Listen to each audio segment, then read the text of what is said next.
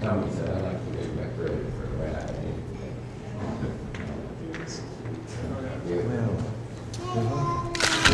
I'm just fine. How are you? Well, This is Blue Chin. I'm just fine. Yes, Thank you. fine, thank you. Thank you. This is the mother, Sue Wynn. Yes, hello there. I'm Mr. very Caesar. glad to meet you. Well, nice to meet you. The father, Bill Euler. Hi. Hello. Orange Yes, Frank. Well, thank you, Frank. These are your two newest Americans. They've been in the United States 6 days today. We 6 brought them days. from Hanoi, Vietnam, to their mother in Fairbanks, Alaska, just 6 Wow. days ago. Bill and Sue, I know something about Yeah. the struggle it took. And this is our vice president. How do you do, Mr. Vice President? She, Bill Ewan, Hi. she, and Blue Fine, Chin. thank you. Hi. This is the mother. You like Sue it Wynn. here? Well, I know, I think probably the look in their eyes is a reward for you Yeah. and your eyes also. We really appreciate. Thank you for the. Why don't we all turn around and get a group picture here? That would be Thank wonderful, you. please. I'm going to have a picture. Jim, should I take the glasses off? Of the president. Goodness, yes. Okay. This is Iran. Yes. Okay. Right.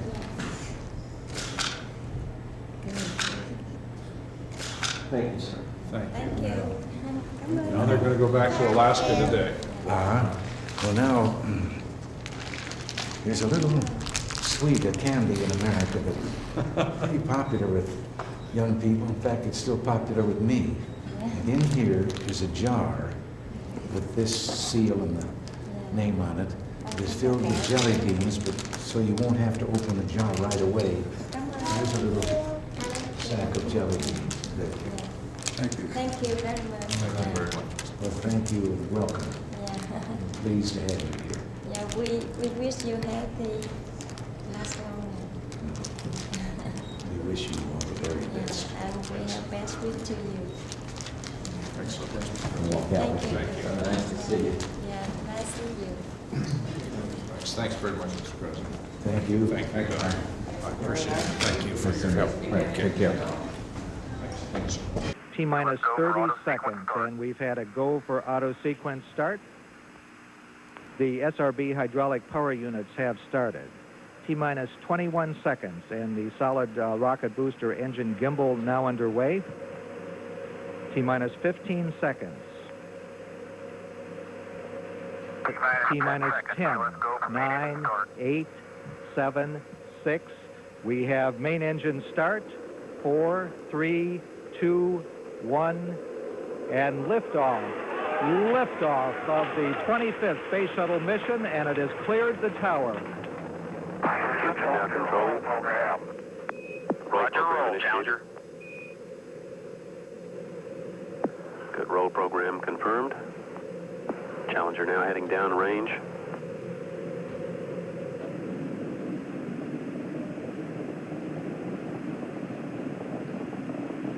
Engines beginning throttling down now at 94%. Normal throttles for most of the flight, 104%.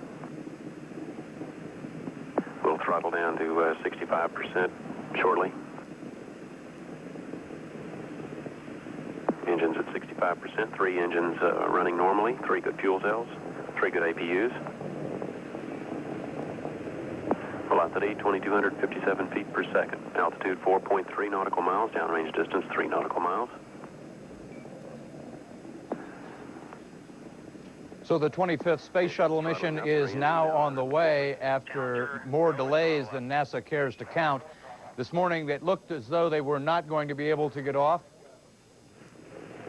1 minute 15 seconds. Velocity 2,900 feet per second. Altitude 9 nautical miles. Downrange distance 7 nautical miles.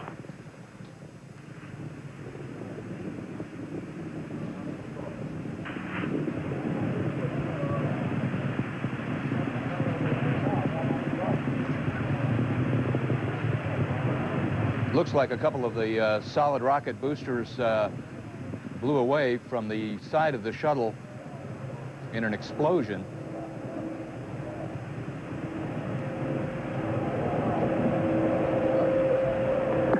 Flight controllers here looking very carefully at the situation. Obviously a major malfunction.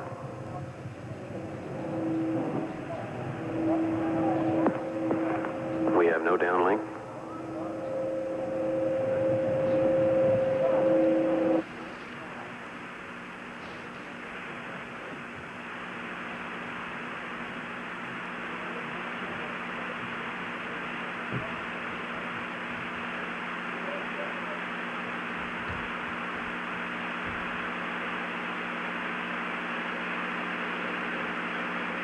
We're awaiting word. They're holding their breath just, I'm sure, as everyone else is. You saw it just a few moments ago, about 45 seconds after liftoff, a huge fireball in the sky. We have a report from the flight dynamics officer that the vehicle has exploded. Flight director confirms that. We are looking at checking with the recovery forces to see what can be done at this point.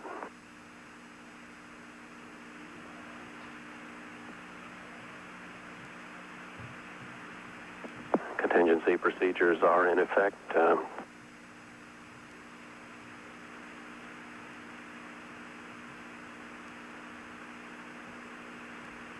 We will report more as we have information available.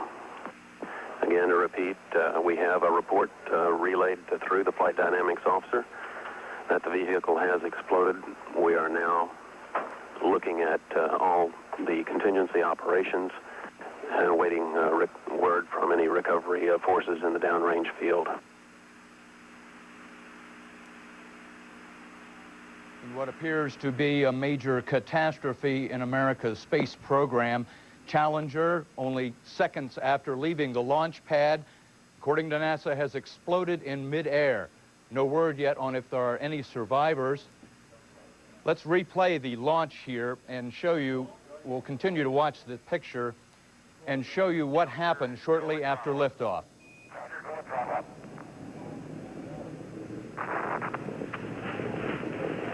1 minute, 15 seconds. Velocity 2,900 feet per second. Altitude 9 nautical miles. Downrange distance 7 nautical miles. 9 miles. This is a live picture now. You can see what appears to be a ship off of the Kennedy Space Center. Just saw a splash in the water. Don't know if that was one of the solid rocket boosters or part of the shuttle.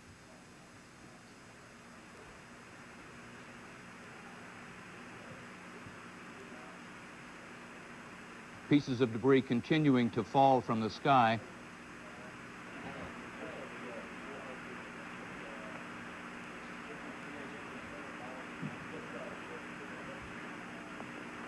This is Mission Control, Houston. We have no additional word at this time. The long-range NASA cameras tracking some object now in the sky, trailing a plume of black smoke behind it. Once again fixed. Reports from the flight dynamics officer indicate that the vehicle apparently exploded and that impact in the water at a point approximately 28.64 degrees north, 80.28 degrees west. Just saw another large piece of debris falling. We are awaiting verification from as to the location of the recovery forces in the field to see what may be possible at this point.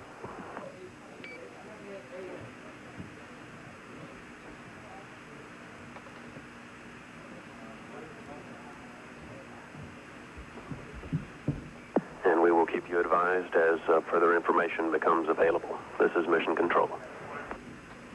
On board the space shuttle this morning, Commander Francis Dick Scobie, co-pilot Michael Smith, Judith Resnick, Ronald McNair, Jeffrey Jarvis, and Christian McAuliffe, and Ellison Azuka.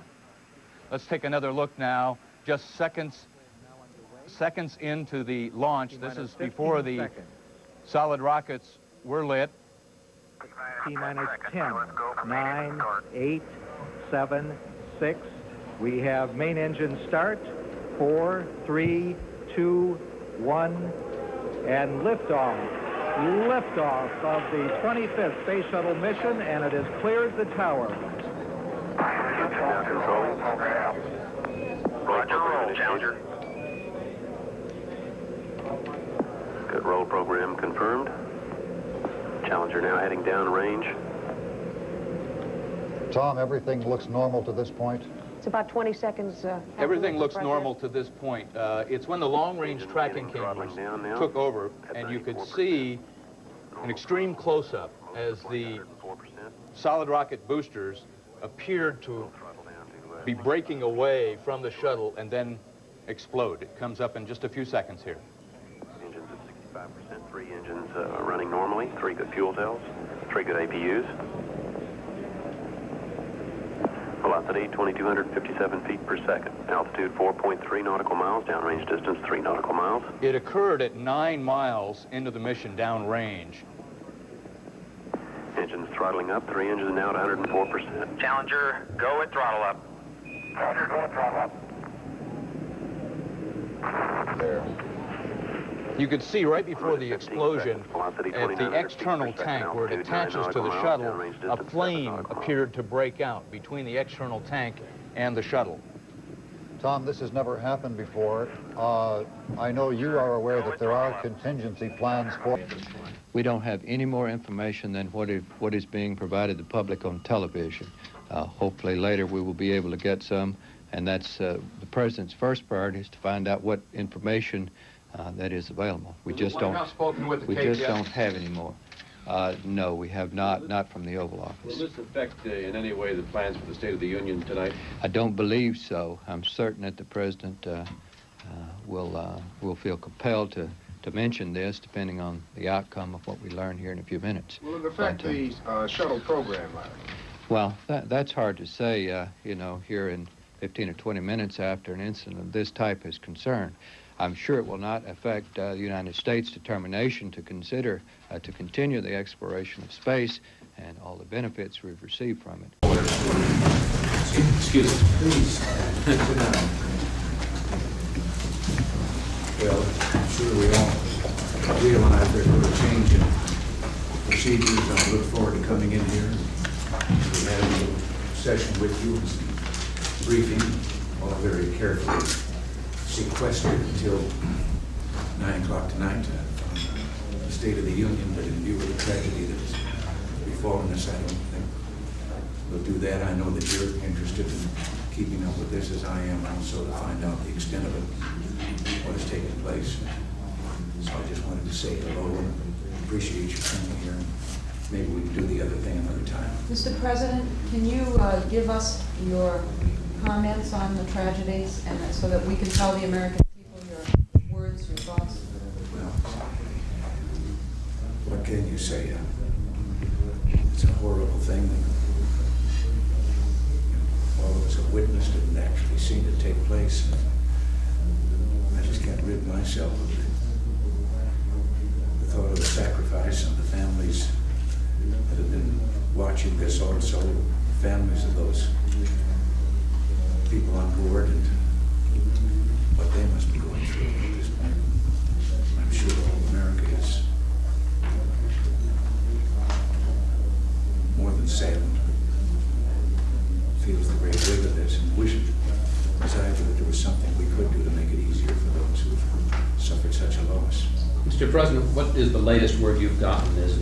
Have you gotten any definitive word on the condition? We have no more information than you yourselves have that are coming on there. A case of having to wait. Mr. President, do you want to see all systems halted until we find out explicitly what happened in this tragedy? No, I'm not a scientist. I do have confidence in the people that have been running this program.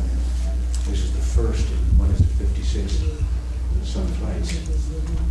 Something of this kind has happened. I certainly want everything done that can be done to find out how this could have happened and to ensure against this happening again. But there again, I have to say I'm sure that the people that have to do with this program are determined to do that right now.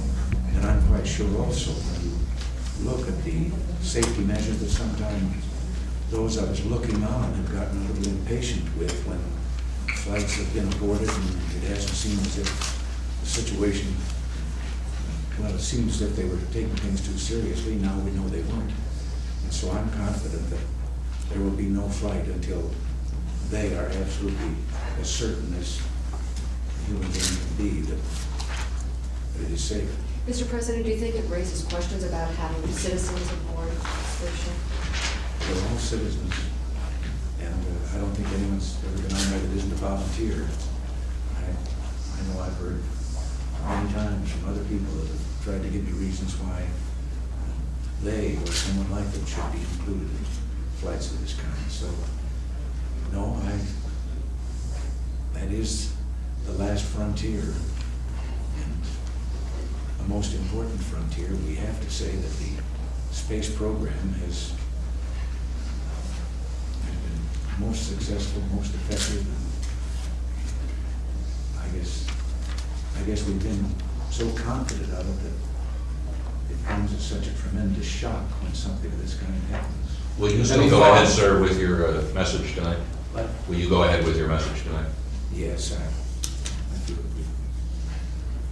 Things like that have to go on. Mr. President, are you afraid there'll be any public backlash against the space program because of this tragedy? I shouldn't think so, and I'm certainly doing everything I could to express an opinion the other way. You know, we have accidents in every line of transportation. We don't do away with those things. They've probably got a better safety record than we have out on the highways. Do you think President, will you tell put us the teacher on board? Do you think it was a mistake to put the teacher on board? No, again, as I say, this is a thing. This is what the whole space program is leading for. Actual use. Yes. Mr. President, will you tell us exactly who brought you the news and exactly what you thought and said at that moment? We were all sitting in there, and I was preparing myself for your questions on the State of the Union address when the Vice President and John Poindexter came into the room, and all they could say at the time was that they had received a flash that the space shuttle had exploded. And we immediately went into the adjoining room where I had a TV set to get on this because there was no direct word, and except that word that is being made public also. And there we saw the replaying and saw the thing actually happen.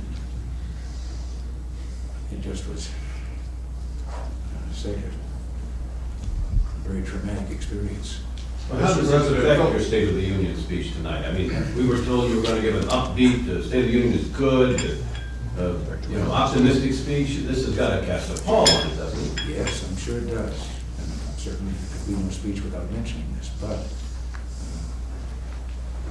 you can't start governing the nation because of a tragedy of this kind. So, yes, we'll continue. Mr. President, philosophically, do you take some solace in the fact that over the years the American space program has been remarkably safe, that we've not lost as many people as we've been led to believe have been lost in the Soviet Union? Well, I think we've all had a great pride in that, and it is a kind of, at least something to cling to right now, although it doesn't lessen our grief at what has just taken place. Mr. President, sending a civilian in space was based on the assumption that it was routine to go into space, that it was now safe, even a teacher we could send up. Do you think that notion has now is now gone? Well, what could you say other than here was a program that had a 100% safety record. The only other fatality did not take place in a space shuttle. It took place in a type of capsule. Mr. President, so many children have, been part of this particular space shuttle because of the teacher, and they're doing classrooms. Can you do something to help them, say something that will help them to understand something like this? I think people closer to them, Richard just commented, they've got to be doing that. Press right now. As I say, the world is a hazardous place, always has been. Pioneering, we've always known that there are pioneers that give their lives out there on the frontier. And now this has happened. It probably is more of a shock to all of us because of the fact that we see it happen now. Thanks to God, not just hearing about it as if something happened miles away. But I think those that have to do with them must at the same time make it plain to them that life does go on, and you don't back up and quit some worthwhile endeavor because of tragedy. Do you have any special, sir, do you have any special thoughts about Krista McCullough, who I think it was in this room, was named as the first teacher? What are your thoughts about her today? I can't get out of my mind her husband and her children, but then that's true of the families of the others. Theirs probably more so because the families of the others have been a part of this whole program. I knew that they were in a hazardous occupation, but knowing that they were there and watching, it's just as your heart goes out to them. Thanks very much.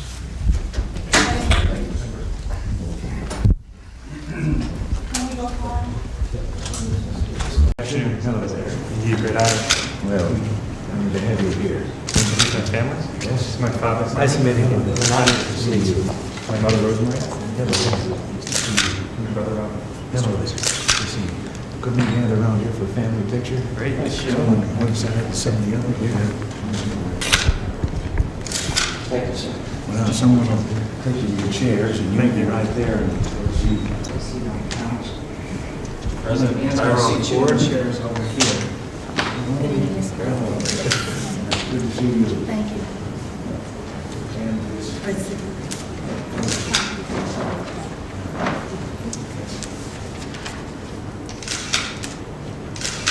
you.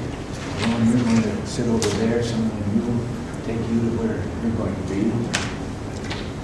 Mr. President, you know Trevor Farrell? I sure do. Good to see you again. Good to see you, Mr. I President. know you got you some. If I get a chance.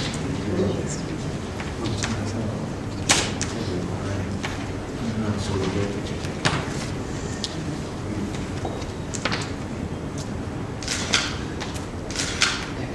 What your reaction must have been, but I think it was very wonderful. You got that request that evening. But you went through with it. I'll show you where you go. Good to see you. This is your family. Sisters.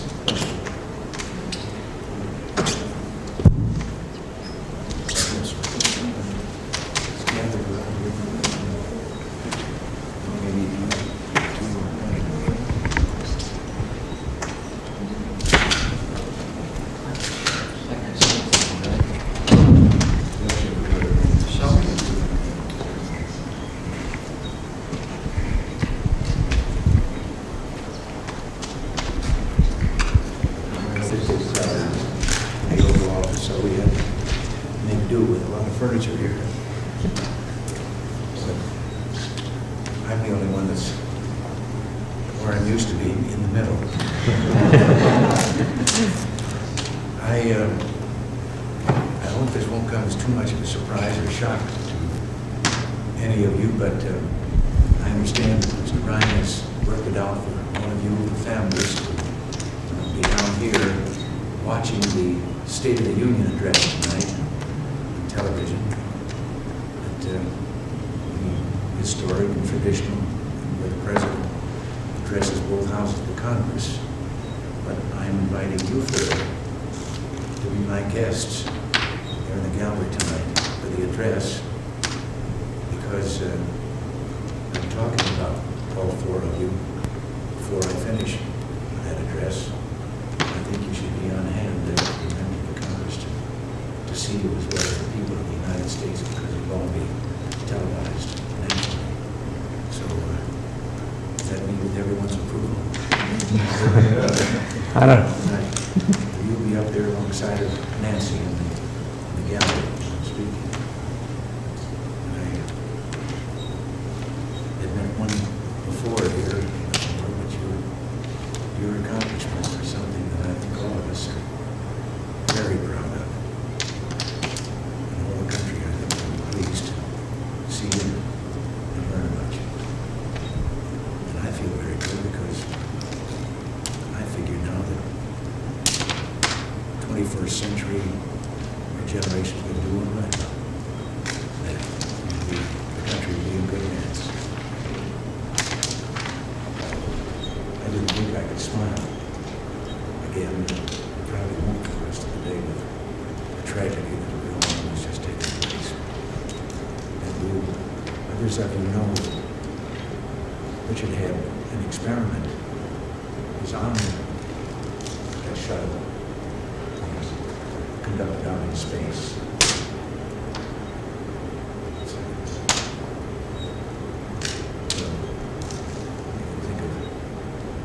We have to think of other things. I just finished meeting with some of the anchormen and women in here on this subject. They were asking questions about what goes on, do we continue to run? That's the last frontier up there. I guess no one's ever pioneered a frontier that there had to be tragedies. This was the first of 56 flights that there's ever been anything like that. Doesn't make it any easier to do.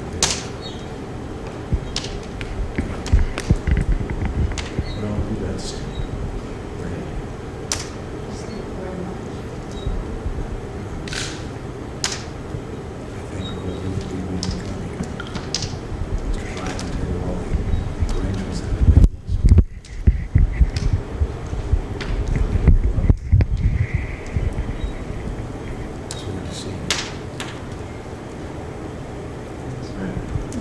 We have afternoon activities planned for you until you see the president again this evening.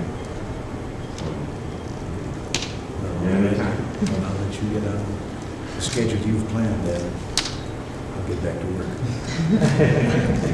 I do not consider this work. It's a great pleasure. Good to see you. Sir, can you do a shot before? Oh, yes. Thanks. Great. I thought I was pretty inventive when I was young. I had a Boston Bull Terrier. We lived on a high, our back porch was a high bank that went down to a flat plain. And I had a fishing pole, a good reel, a strong line, and I used to tie a stick to the end of it and sit on the steps of the porch and cast out over the bank. And my Bull Terrier would go down the bank and out and get the stick, and then I would fight him, reeling him in. He put up a pretty good fight, but reel him in and then cast it out again. That was the extent of my inventiveness. Not really enough to warrant attention other than the dog. Well, thank you all for coming in. See you tonight.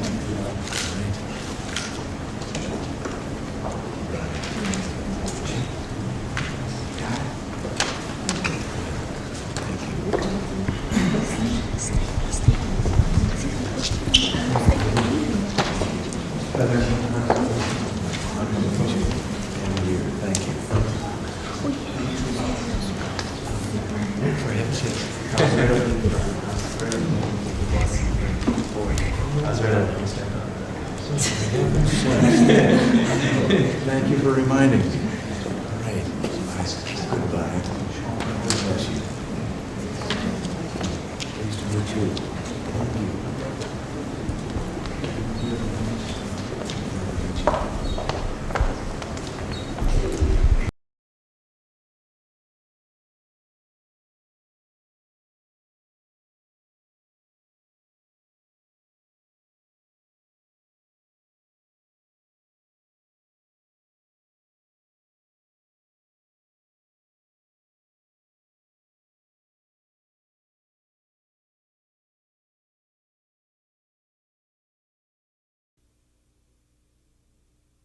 Ladies and gentlemen, I'd planned to speak to you tonight to report on the State of the Union. But the events of earlier today have led me to change those plans. Today is a day for mourning and remembering. Nancy and I are pained to the core by the tragedy of the Shuttle Challenger. We know we share this pain with all of the people of our country. This is truly a national loss. 19 years ago, almost to the day, we lost 3 astronauts in a terrible accident on the ground. But we've never lost an astronaut in flight. We've never had a tragedy like this. And perhaps we've forgotten the courage it took for the crew of the shuttle. But they, the Challenger 7, were aware of the dangers, but overcame them and did their jobs brilliantly. We mourn 7 heroes: Michael Smith, Dick Scobie, Judith Resnick, Ronald McNair, Ellison Onizuka, Gregory Jarvis, and Krista McCullough. We mourn their loss as a nation together. To the families of the 7, we cannot bear, as you do, the full impact of this tragedy. But we feel the loss, and we're thinking about you so very much. Your loved ones were daring and brave, and they had that special grace, that special spirit that says, give me a challenge, and I'll meet it with joy. They had a hunger to explore the universe and discover its truths. They wished to serve, and they did. They served all of us. We've grown used to wonders in this century. It's hard to dazzle us. But for 25 years, the United States space program has been doing just that. We've grown used to the idea of space, and perhaps we forget that we've only just begun. We're still pioneers. They, the members of the Challenger crew, were pioneers. And I want to say something to the school children of America who were watching the live coverage of the shuttle's takeoff. I know it's hard to understand, but painful things like this happen. It's all part of the process of exploration and discovery. It's all part of taking a chance and expanding man's horizons. The future doesn't belong to the faint-hearted. It belongs to the brave. The Challenger crew was pulling us into the future, and we'll continue to follow them. I've always had great faith in and respect for our space program, and what happened today does nothing to diminish it. We don't hide our space program. We don't keep secrets and cover things up. We do it all up front and in public. That's the way freedom is, and we wouldn't change it for a minute. We'll continue our quest in space. There will be more shuttle flights and more shuttle crews, and yes, more volunteers, more civilians, more teachers in space. Nothing ends here. Our hopes and our journeys continue. I want to add that I wish I could talk to every man and woman who works for NASA or who worked on this mission and tell them your dedication and professionalism have moved and impressed us for decades, and we know of your anguish. We share it. There's a coincidence today. On this day, 390 years ago, the great explorer Sir Francis Drake died aboard ship off the coast of Panama. In his lifetime, the great frontiers were the oceans, and a historian later said he lived by the sea, died on it, and was buried in it. Well, today, we can say of the Challenger crew, their dedication was, like Drake's, complete. The crew of the Space Shuttle Challenger honored us by the manner in which they lived their lives. We will never forget them, nor the last time we saw them this morning, as they prepared for their journey and waved goodbye and slipped the surly bonds of earth to touch the face of God. Thank you.